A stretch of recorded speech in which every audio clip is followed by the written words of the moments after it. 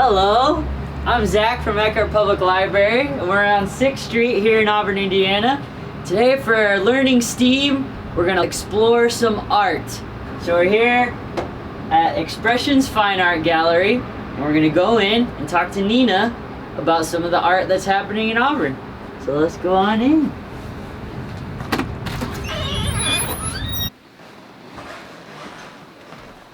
Hello, Nina. Hi, Zach. How are you today? Good to see you. I'm Good to see you okay. as well. I've always loved coming in here, and I thought that maybe you could tell us a little bit today about the art that's happening and how you do it, what you like about it. I've been in business in Auburn for 16 years with the arts. I loved art, went to the Fort Wayne Art Institute way back in the day. I knew a handful of artists when I started and first opened, and then I had people from all over Auburn walk in with their art, and I wondered, where in the world did you come from? I didn't know you did it. And now I represent over 40 local artists in the gallery here. If you would like to come in and see what I have here of the 40 different artists. So I have just received some pottery from an artist that I just was pulling some things out.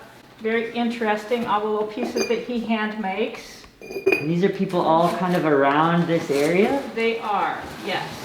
So were you kind of surprised that there was almost like a hidden art scene or a big art scene here in Auburn, yes, right around here? The arts have really grown in the community.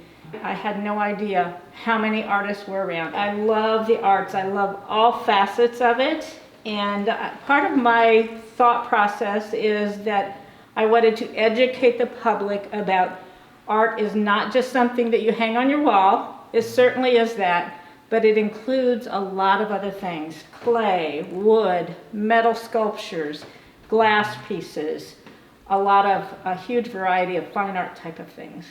What do you like most about art? What do you like about art and the artistic process? That's a good question. I think in the midst of COVID now, I think a lot more people are discovering what I love about it, and that is we all deal with stressful days. Whatever job you have, it's stressful.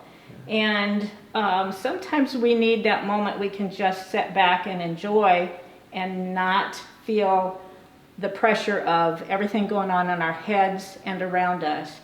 And with painting or pottery or carving or any kind of the arts, you really do get kind of lost in it. So you can, for a moment, de-stress and enjoy the process. I do love the process. Each piece is handmade, original, and it has a meaning. People will take a lot of time looking around to find just the right gift that will go out to celebrate whatever they're celebrating.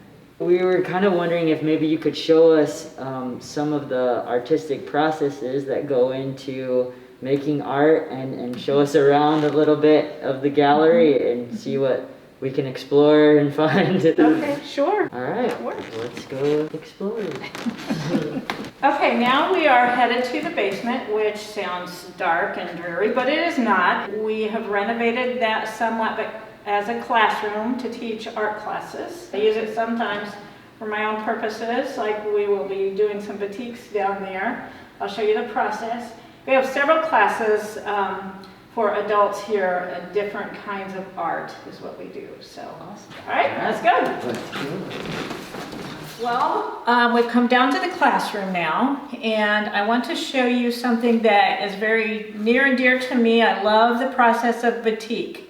Most of you probably have not heard of this, which is absolutely fine. A lot of adults have not heard of it as well. It is originally, the process came from the Indonesia area, and it was used to make fabrics, to print fabrics that people would make clothing, maybe rugs, wall hangings, that type of thing on. In the mid-1950s-ish, the fine arts took on the batiks, and it turned into a way of expressing the fine arts. So I'm going to show you kind of a quick run through. There are so many steps to finalize a batik, and I do have a few pieces here that I've finished batiks, but I will show you the process and the steps. I start with a design. This is the design that we're going to work through today. I already have figured out the colors and where I want them to be and what I want to stay white. Then I transferred that on to fabric with pencil. I don't know if you can see it very well, but that's the same design as on here. The next thing is I have to know what I want to stay white of this whole design. Now, in order to do that, I have to block out everything on this piece of fabric that I want to stay white. Now, what I'm going to do is take the melted wax, and if you can see, and watch how the fabric will become kind of transparent as I put the melted wax on. Now, if the wax is not hot enough, it won't happen. This wax should be hot enough, but it's almost like magic when you do this. Now watch. See what happens as I put that melted wax on there? It soaks through all the way to the back. That's what you want. You want it to look like that. I will go around all the designs where I already know it needs to stay white, and then I will continue to do that until everything on here that's supposed to stay white is painted with the wax, and it will then look like this. You can see the two tones there, kind of a gray white, and then the white area that has no wax is the area that will take the color dye. The rest of it will not. I'm going to drop this in a yellow dye so you can see how it immediately will turn yellow. I'm using gloves because you should not be getting this on yourself, because then you will have yellow hands. Now pull this out. You can see the difference right away. Now I want to show you something different that is unique to Batik, and that is, remember this is wax, and wax will crunch and kind of break, and so I will crunch it up as much as I can in this little corner, so hopefully you see the difference. You can even see where it's broken lines in here. I'll drop that in, and hopefully we will see a big difference there, like right away. Where those broken lines are, the cracks, you can kind of see, compared to this, that yellow dye has seeped into where the cracks are.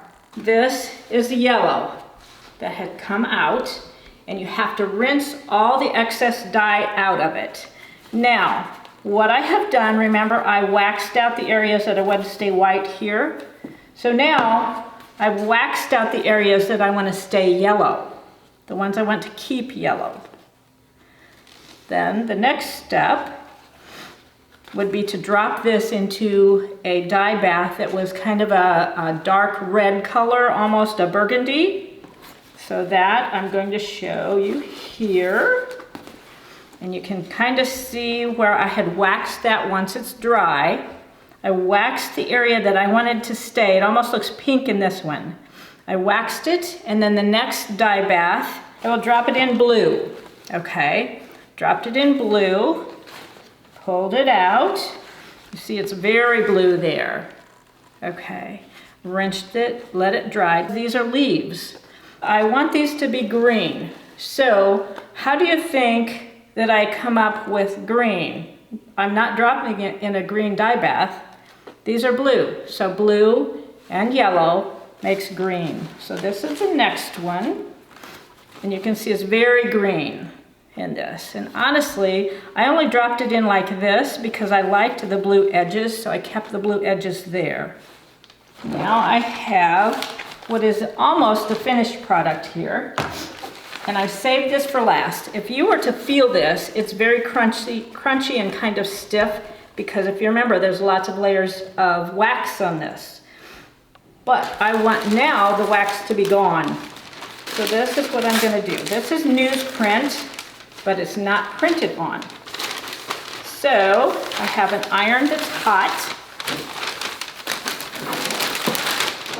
and newspaper underneath it, and I'll put newspaper over it. I'm going to take my iron that I already have on. You can see it have these sandwiched between here.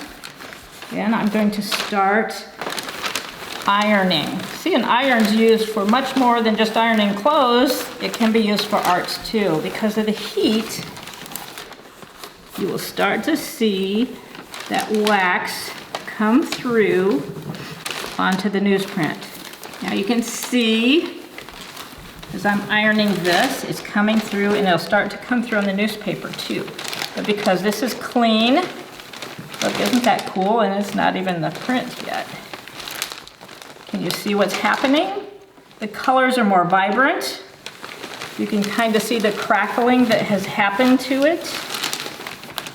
You definitely have to have an iron set aside just for this. Yeah. Because then it has wax on it. And Mom won't be very happy if she goes to iron something and it ends up with wax. So. And there you have it. You can see all the crackle that is shown through because of all the different layers of dye. Well, thanks very You much. are welcome. That was super cool. That was super cool.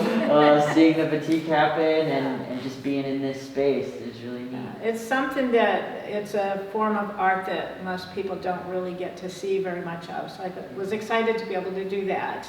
Yeah. And in this setting, I like to think of us as a very creative setting. We have extension of my gallery. We have 5 artists upstairs Thursday through Saturday, selling their artwork in studio space as well, which is very active and wonderful. Tales Bookstore, run by the Humane Society, volunteer run and donation based. Wonderful little bookstore, one of my favorite ones. We have the White Oak Wine Cafe for adults, and Brandy does a great job with food. She's a wine sommelier, which means she has certification in wines. She has wines from all over the world, great food. We also have a Dilgard Event Center. Dilgard is the person that built this building, and that's for small, it's a small venue for 100 people or less. Oh wow, So, awesome, yeah. awesome. Well, it was a blast just seeing this and being back in here and seeing and talking about art with you and watching that happen, so. Wonderful, I'm so glad you came. Yeah, thanks a lot. You're welcome. We'll see you guys next time for STEAM. Stop in and see the cool things. Bye-bye. Bye.